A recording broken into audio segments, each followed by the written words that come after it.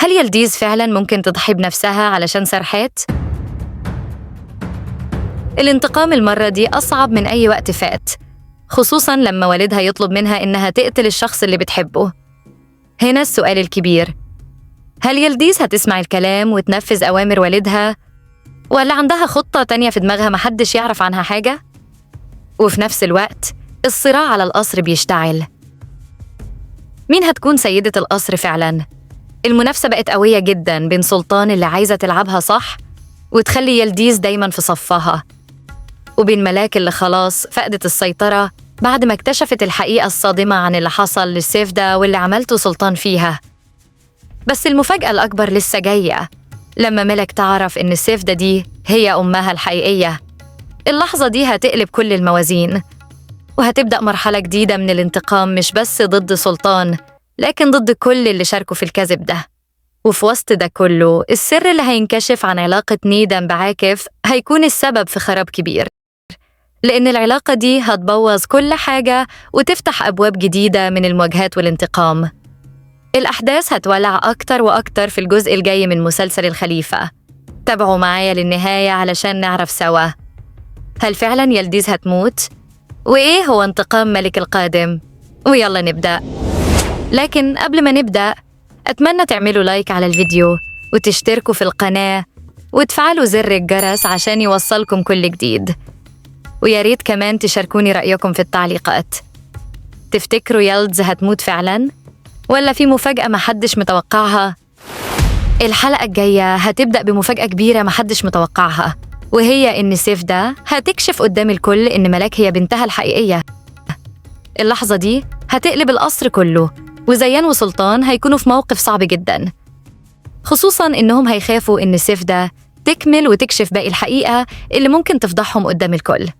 وفي المشهد الأخير وهي على وشك تقول الحقيقة الكاملة وتفجر المفاجأة التانية، كانت ناوية تعترف إن والد ملك الحقيقي هو زيان آغا، لكنها في آخر لحظة هتقرر تسكت وتكتفي إنها تقول إنها أم ملك بس، وتأجل باقي الأسرار لوقت تاني يمكن تكون فيه كل الظروف مهيئة. الكل هيتصدم، خصوصاً سراحات وملاك اللي مش هيقدروا يستوعبوا اللي حصل ولا يصدقوا إن الحقيقة كانت قدامهم طول الوقت. واللحظة دي هتفتح باب جديد للصراعات اللي جاية، لأن بعد اللي سيفدا قالته محدش هيقدر يضمن مين هيقف مع مين في الأيام الجاية. في الحلقة الجديدة من مسلسل الخليفة، الحقيقة اللي كانت مخفية لسنين طويلة هتتفجر أخيراً. ملك هتكتشف إن سلطان هي السبب الحقيقي في كل اللي حصلها، وإنها كانت السبب في اختطافها وهي طفلة، وكمان هي اللي ودتها الميتم وخلتها تعيش سنين بعيدة عن أمها سيفدا من غير ما تعرف الحقيقة. الصدمة دي هتهز ملك من جواها، لأنها هتفهم إن حياتها كلها كانت كذبة كبيرة صنعتها سلطان بإيديها، ووقتها هتواجهها مواجهة قوية مليانة غضب ودموع، وهتقولها الكلمة اللي هتفضل ترن في ودنها: انتي سرقتي حياتي وخدتي كل حاجة كانت ليا. المشهد ده هيكون من أقوى لحظات المسلسل، لأن بعده ملك هتتغير تماماً. هتقرر إن الانتقام هو هدفها الوحيد، وهتبدأ خطة طويلة عشان تاخد حقها من سلطان خطوة بخطوة. وهتفضل موجودة في القصر مش بدافع الحب أو الخوف، لكن بدافع الانتقام، علشان تعاقب سلطان على كل لحظة وجع عاشتها هي وأمها سيفدا. وده اللي هيخلي الأحداث الجاية تشتعل أكتر. أما عن علاقة عاكف ونيدا، فالحكاية دي هتتفجر قريب جدا، واللي هتكتشفها مش أي حد، دي ملك بنفسها، وده هيكون بمثابة ورقة رابحة قوية جدا ليها جوه القصر. في الحلقة الجاية هنشوف مشهد مهم بيجمع نيدا وملاك محل العطور، ومن اللحظة دي هيبدأ الشك يدخل قلب ملك لما تلاحظ تصرفات نيدا ونظراتها وهي بتتكلم عن عطر معين، وده اللي هيخلي ملك تكتشف إن في سر كبير بين نيدا وعاكف. اللحظة دي هتكون نقطة تحول، لأن ملك هتفهم إن العلاقة دي ممكن تكون المفتاح اللي يخليها تكشف حاجات أكبر، وهتبدأ تخطط أول خطواتها في خطة الانتقام علشان تستغل السر ده لصالحها وتلعب اللعبة بطريقتها. اللي جاي هيكون مليان توتر ومفاجآت، لأن كشف علاقة عاكف ونيدا مش هيعدي بالساهل، وهيسبب مواجهات جديدة داخل القصر.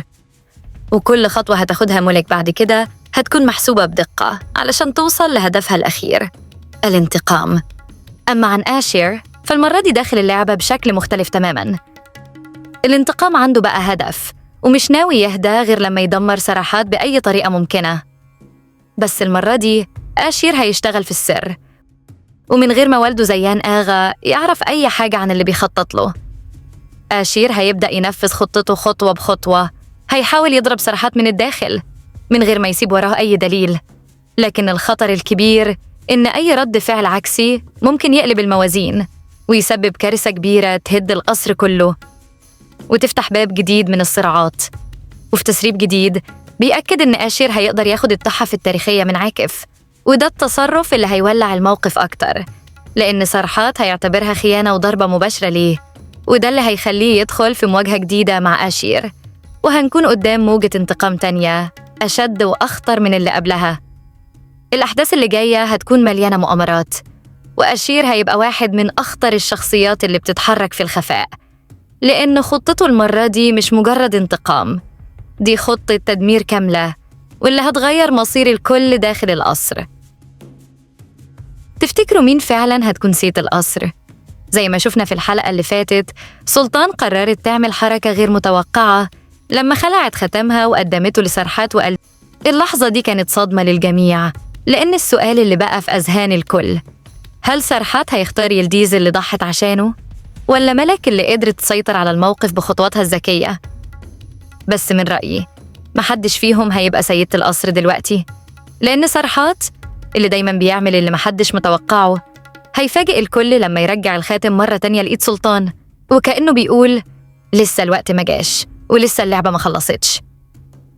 القرار ده هيوقف الصراع مؤقتاً، لكن في الحقيقة هو بداية مرحلة جديدة من التحدي داخل القصر، لأن كل واحدة منهم يلديز وملك هتبدأ تتحرك بخطة مختلفة عشان تثبت إنها الأقدر بالمكان ده، وساعتها القصر مش هيعرف طعم الهدوء تاني. أما عن يلديز فالوضع عندها بقى أخطر من أي وقت فات، هي دلوقتي واقفة في مواجهة مصيرية ما بين الانتقام أو النهاية. الضغوط اللي عليها وصلت لدرجة إنها هتفكر فعلاً تأذي نفسها، وده بعد ما زيان يطلب منها تطلق النار على سراحات وتنتقم منه بنفسها. الطلب ده هيكون صدمة كبيرة ليلديز، لأنها هتكون بين نارين، نار الحب اللي لسه جواها لسرحات، ونار الطاعة والخوف من والدها زيان. ومن هنا هنشوفها وهي خارجة من القصر في حالة انهيار تام، مش عارفة تعمل إيه ولا تاخد أي قرار. وفي التسريبات اللي ظهرت مؤخرة بيتأكد إن يلديز فعلاً هتقرر تأذي نفسها، لكن في آخر لحظة سراحات هيوصل وهيكون المشهد مليان توتر ودموع، هيلحقها قبل ما يحصل الأسوأ، وهي اللحظة اللي هتجمعهم تاني بين الحب والوجع والانتقام. يعني باختصار الحلقة الجاية هتكون واحدة من أقوى الحلقات، هتجمع بين المشاعر والانفجار وهتسيب الكل في حالة صدمة. تابعوني في التسريبات الجاية علشان نعرف سوا إيه اللي هيحصل. سلام.